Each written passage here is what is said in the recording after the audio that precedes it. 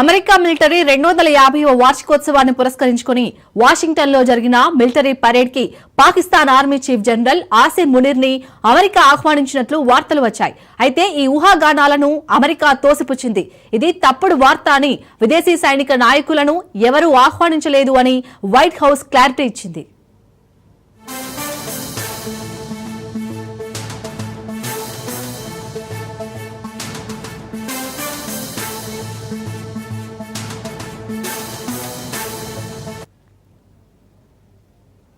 America general Asim Munir ని ఆహ్వానించినట్లు వార్తలు రావడంతో భారత్ నుంచి తీవ్ర స్థాయిలో రాజకీయంగా వ్యతిరేకత వచ్చింది.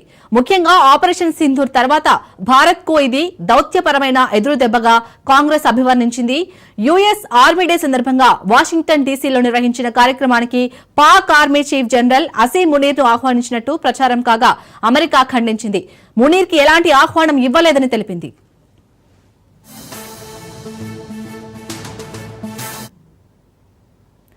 అమెరికా అయితే ఒక క్లారిటీ ఇచ్చింది. మునీర్ కి మేము ఎలాంటి ఆహ్వానం ఇవ్వలేదని. దీనిపై పూర్తి అప్డేట్స్ మా ప్రతినిధి మహేందర్ అందిస్తారు. మహేందర్, ప్రపంచ దేశాల ముందు ఫూల్ అవడంలో పాకిస్తాన్ ముందుంటుంది.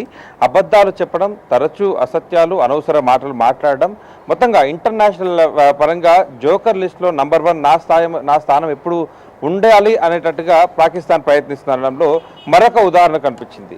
అమెరికా సైనిక వార్షికోత్సవ దినాలకు గడుస్తున్న నేపథ్యంలో దానికి అమెరికా నుంచి తమకు ఆహ్వానం వచ్చిందన్నట్టుగా మొత్తం పాకిస్తాన్ వ్యాప్తంగా మీడియాలో వార్తా కథనాలు అయితే వచ్చాయి. మరి దీన్ని ఎక్కడ కూడా పాకిస్తాన్ ఆర్మీ కానీ పాకిస్తాన్ ప్రభుత్వం కానీ ఖండించలేదు. అసలు అలాంటి ఆహ్వానం తమకు ఎక్కడ రాలేదు అనేది కూడా ఖండించలేని పరిస్థితి ఉంది. మరి ఇప్పటికైతే అమెరికా నుంచి మేము ఈ మా యొక్క వార్షికోత్సవ వేడుకలకు ఏ దేశం నుంచి కూడా సైనిక అధికారులు మేము పిలవలేదు, అసలు పాకిస్తాన్ అసలే పిలవలేదు అనేటట్టుగా వైట్ హౌస్ నుంచి ఒక సందేశం రావడంతో అమెరికా మరోసారి పలచనపడింది. మొత్తంగా తమ అబద్ధాలు చెప్పడంలో ముందుంటుంది అనే దానికి మరొక ఆద్యం పోసినట్టు అనిపించింది. అయితే ప్రపంచ దేశాల ముందు తరచూ తన పరువును తాను తీసుకోవడంలో ముందుంటుందని చెప్పొచ్చు పాకిస్తాన్. మరి ఇప్పుడైతే వైట్ హౌస్ నుంచి చాలా స్పష్టంగా వచ్చింది. అమెరికా నిర్వహించినటువంటి సైనిక వార్షికోత్సవాలకు పాకిస్తాన్ నుంచి పాకిస్తాన్కి అసలు మేము ఎక్కడ కూడా ఇన్విటేషన్ ఇవ్వలేదు, అసలు రావాల్సిన అవసరం కూడా లేదు అనేటట్టుగా ఉంచింది.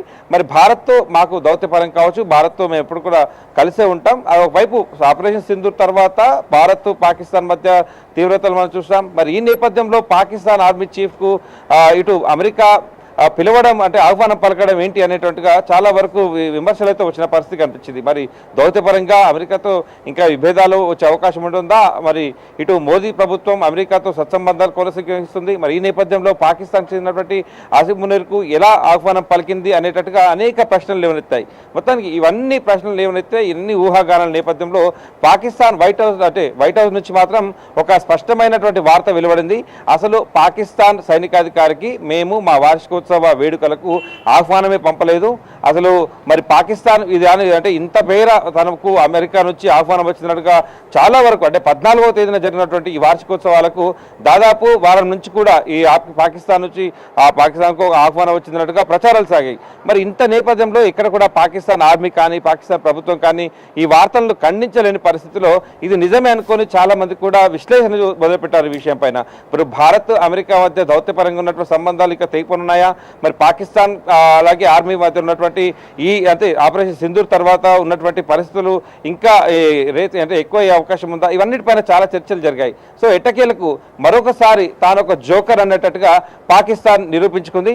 మరి నేపథ్యంలో వైట్ హౌస్ నుంచి వచ్చినటువంటి సమాధానం ఇంకో ఉదాహరణగా భావించవచ్చు. Right, thank you Mahender.